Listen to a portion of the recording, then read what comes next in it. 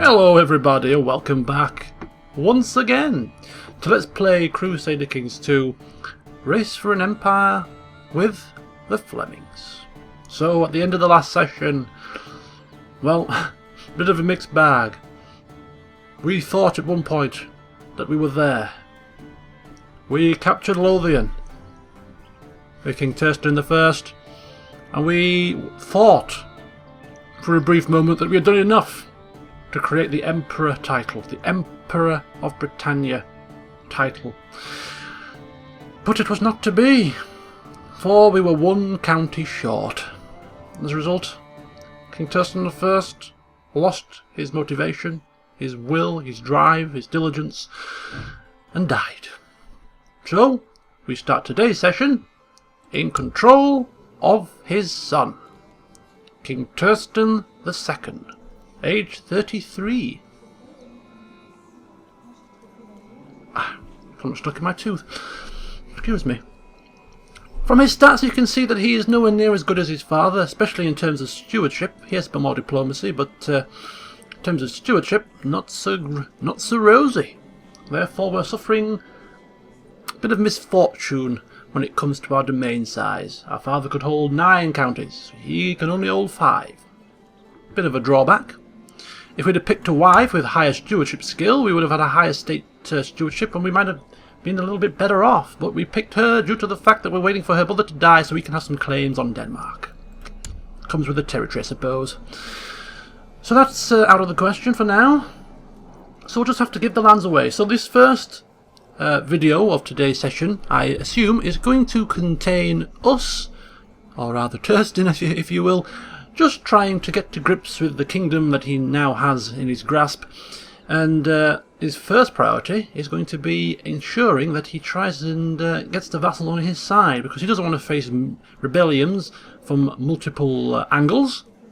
So he's going to try every trick in the book. He is a bit of a deceitful character. He's a bit, he's not above underhanded tactics to try and raise vassal opinions, and therefore he's going to basically let it all fly.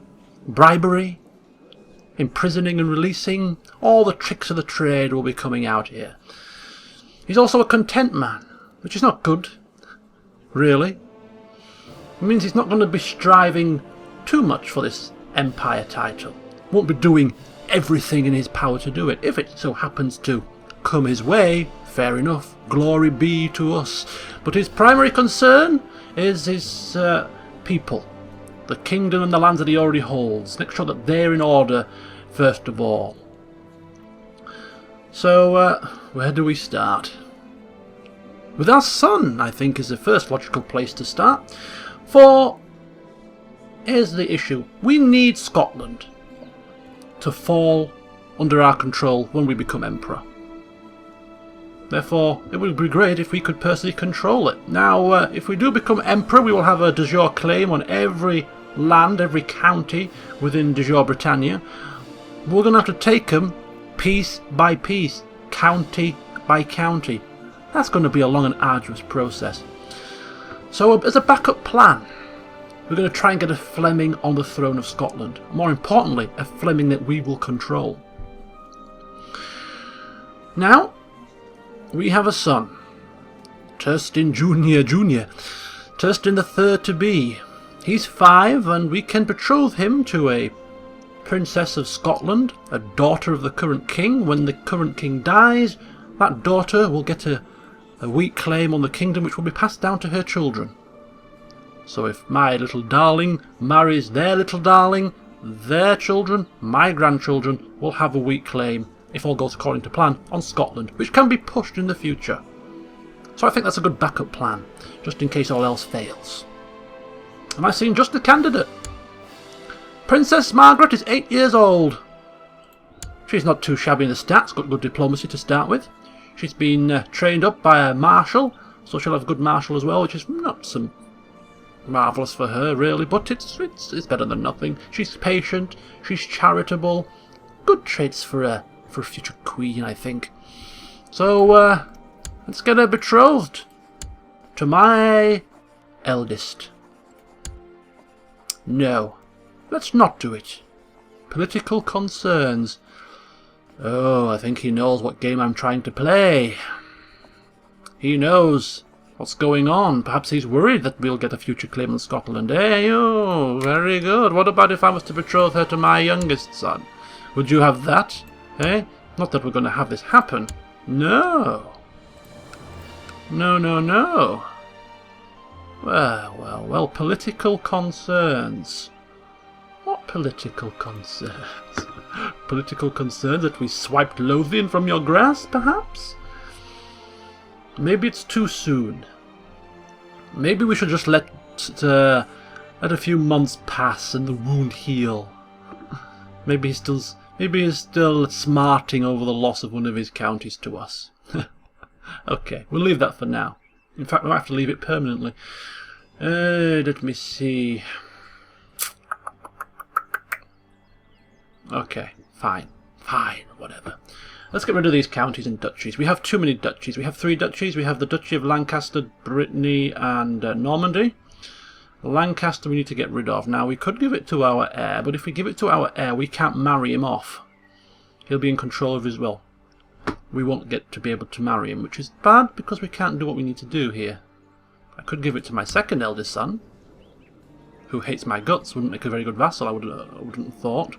Plus he'll be a future pretender to the throne, which would cause problems for my son when he comes into power. So that's not a good idea. Could give it to a random person.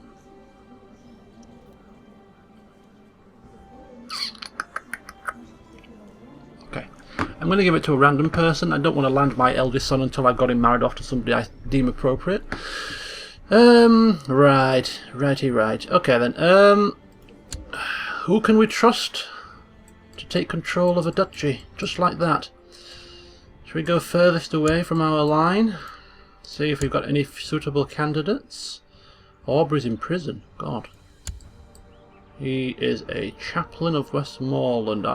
He's got a decent opinion of me. Does he have any claims that he could push in the future? Probably. They all have bloody claims, don't they? No, he has no claims. Can he take landed titles in his position? Yes, he can. So we've got a far-removed Fleming. Far removed.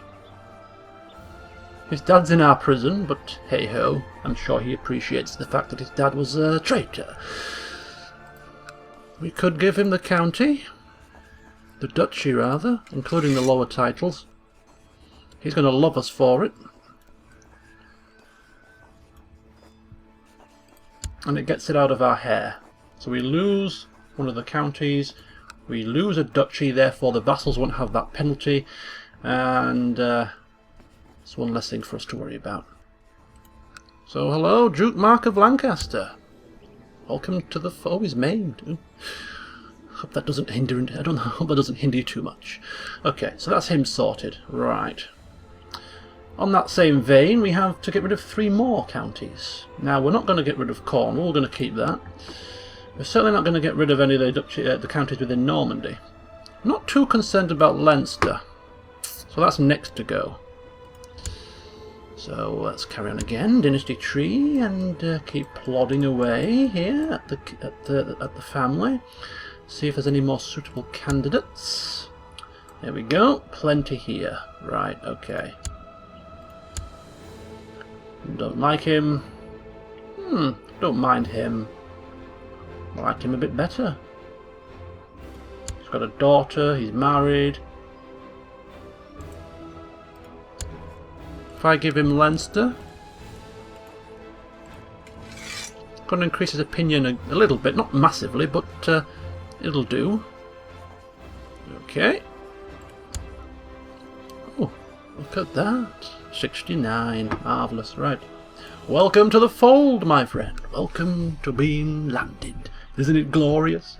Okay, 2 more to go. So we're keeping Cornwall for history's sake.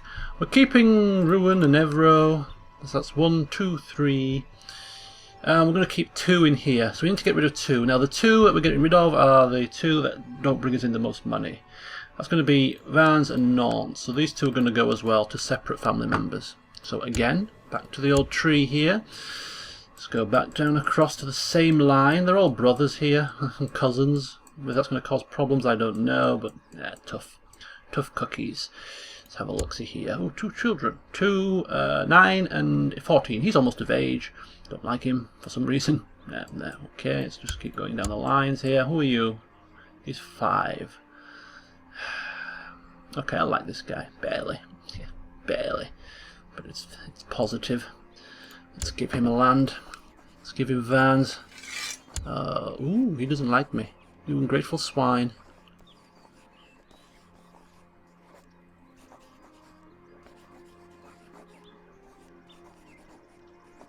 You dog, eh? You utter dog. Got to be a little bit careful here that they're not going to be heirs to any future counties. Don't want them to have too many. Okay, and you're going to be heir to the county of Ormond. You are not. We'll get rid of that mine for now. Let's try another line, shall we? Let's have a look-see here. Okay, let's move across. Zachariah's line. Sylvester, Jordan, Edward, they're already landed. He's going to be an heir to the county of Rons already. No use to us. Good old William the Slow. About this line here, all these are landed. He's heir to the county of Oriel. He's heir to the county of Ulster. He's heir to Tyrconnell. Heir to the county of Norfolk. They're all heirs. They're all getting there. All these Flemings now are... we spread our seed far and wide, haven't we? What about these people? You're dead. Okay, that's no use to me. You're heir to something. You're a girl. You're heir to something. Wow, this is not good. Okay, it's going to have to be that other chap. Where is he? Where is he? Where did he go?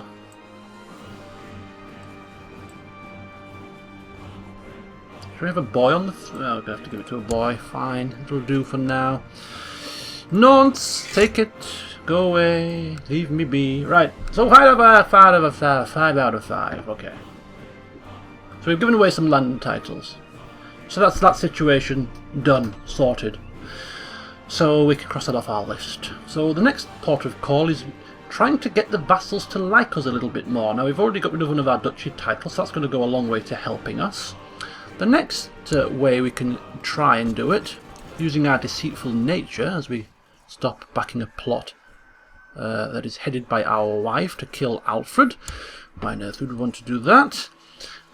Is to deal with the... I didn't imprison him, so releasing him is no good. But if we imprison, for instance, Earl Gerard of Tyrconnell, he's a Fleming, but he's done something. I think it was due to the fact that he rebelled against my father. So if I don't know how this works, and I don't usually do this, but I'm going to try and use my deceitful ways here. If we imprison him, and then keep him in the cells for 6 months, you know, sentence him to 6 months imprisonment for his treachery as a way to punish him, and then release him from prison, will we get some kind of merciful buff? Showing our good nature, sticking by our word, not having his head lopped off or banished or whatever else, revoking his titles. If we revoke his... I don't know actually, it might not. Because it's particularly it's not as smart against us. I'm not sure. I'm not sure how that works. We can imprison our wife actually as well, I've noticed. she's in a plot and scheme. We can imprison Mortain because he's plotting to see the Duchy of Kent granted to a new ruler, which is fine for now. So what else can we do? I think we'll leave those be. We have de jure ducal claims on these 2 lands here and here. And we're going to improve our stewardship as an ambition. Right, I think we're done. I think the minor irks of the starting of this kingdom has been dealt with.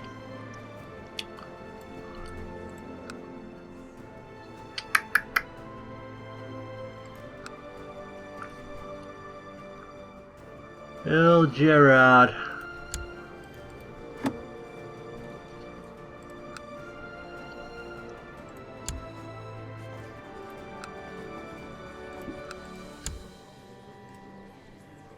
Don't even have marshals and things. Right, we'll do our council next. Chancellor. Godfrey of Somerset doesn't like us, but if we give him a post, it should increase his opinion of us a little bit. Oh, he's in the green. Great. A marshal here. We'll go with Mr. de Crepon. He's old, but he's loyal. We like him. Steward will remain as him. Spymaster, if we go for...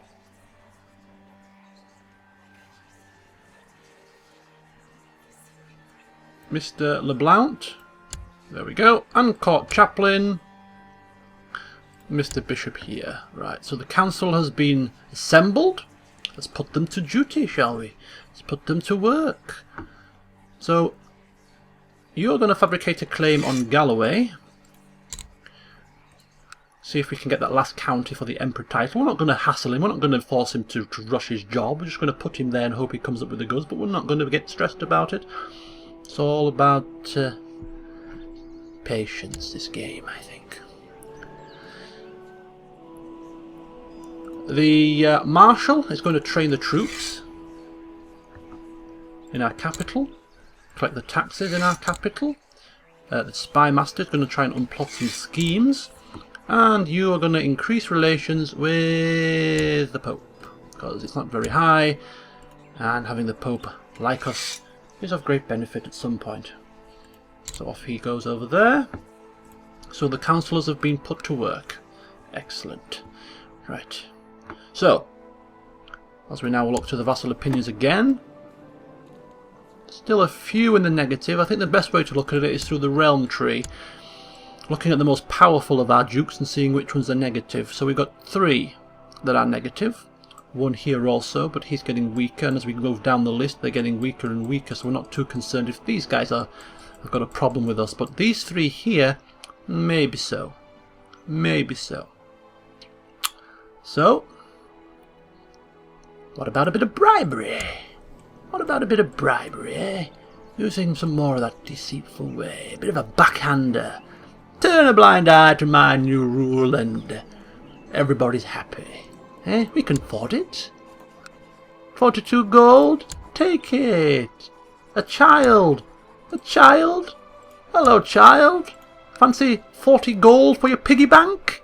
Off you go. And you, Duke John of Munster. 100... Oh, okay. Not paying 119 gold pieces, that's for sure. But how about you become my cupbearer?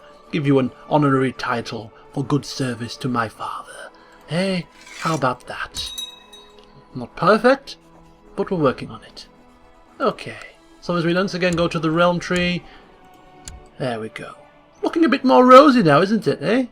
Only the 1 in the negative and the top vassals. He could be a problem.